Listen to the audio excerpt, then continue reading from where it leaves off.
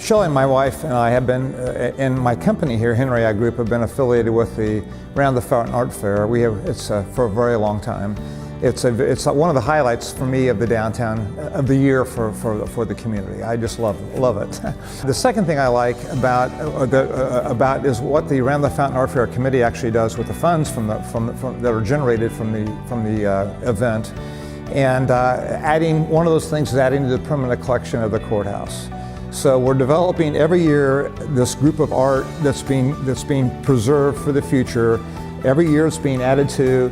Every year the future will be able to see that and memorialize what we're doing in this community on that day. And I think that's just a wonderful thing from a historical perspective, to make sure that we're recognizing ongoing cultures, cultural develops in the community, and preserving that. Our company's been involved because, first of all, we think it's the right thing to do. To support the artistic community, to support the culture, the quality of place. It's all about quality of place here. And the Round the Fountain Art Fair is one of those events that really dictates the quality of place. It's known throughout the Midwest, throughout the country, as one of the top art fairs that I think that event alone, from a quality of place perspective, from an economic development perspective, is extremely important. Yeah, when it occurs, it's like, it's the big happening here in town. It's like the Indianapolis 500 and the Round the Fountain Art Fair. And specifically, really, my wife and my twins shop at the fair almost every year. There's a certain vendor that they're on the lookout for, and they buy, he kind of makes a decorative glass marble, and they get one or two every year, and that's just something that they collect.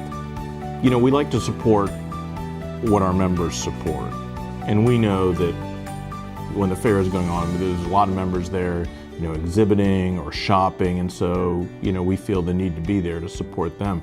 I think one of the other reasons too, it's a quality of life issue here in our community, especially employers that are looking to come here see, hey, this is a very balanced community that believes in the arts. And the other reason too is, the proceeds of the fair, we like it that a lot of the art teachers benefit from the net proceeds of the fair, and because as their budgets have been cut over the years, they really rely on the funds that the Round the Fountain Art Fair gives them to buy supplies so they can have their art classes.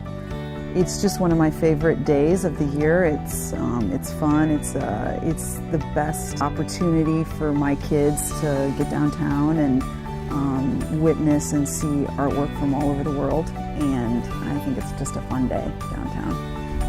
I would suggest that people should they can come to the event. They don't have to put their name on the front banner of the art fair. They can come down and buy some artwork, and that money does help support other schools here in town. And then, like I said, if someone comes to Lafayette and they see, hey, they've got an art fair, they've got more than just movies to go watch, it brings more people here, which again is a better workforce. People will spend more money and maybe build a house. Purchase Award is saying that you are donating money to the fair, saying that you will spend a certain amount at the fair.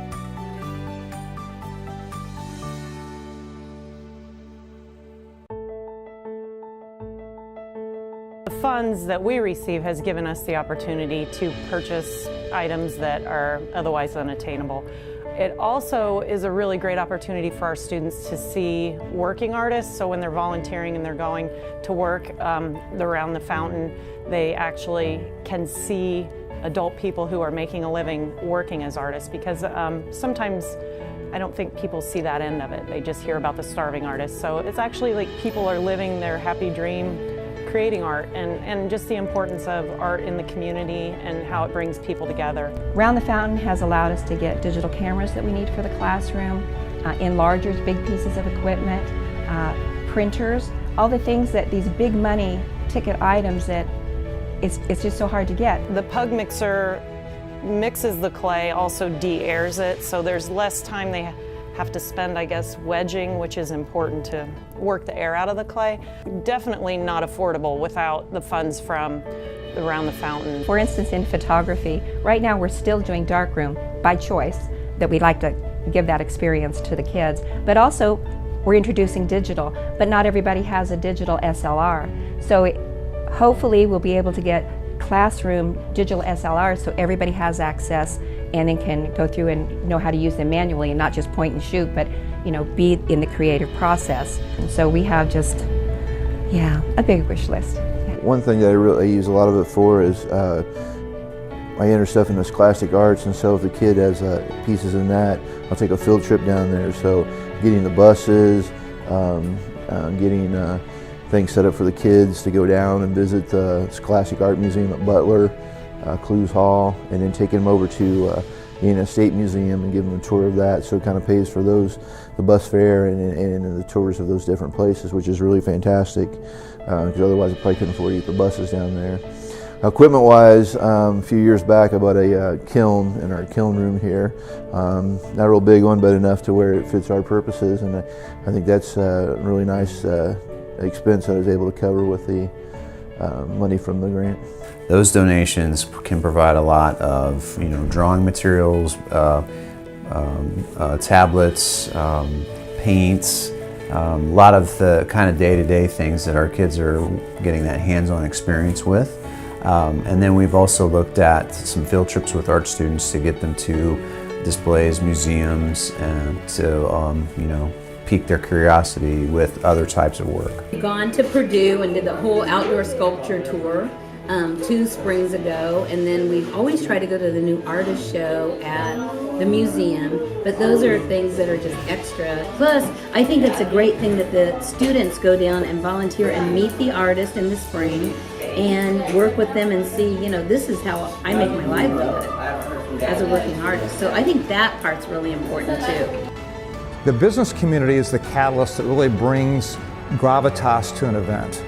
And so I think, again, getting back to the quality place and our enlightened self-interest when we're trying to attract talent to the community, this is the way to do it. I would encourage other companies to support it because it balances our community, makes it a better place to live. So whether it is a monetary donation or whether it's you showing up at the fair and purchasing something from one of the artists, there's many different ways to help and support our fair.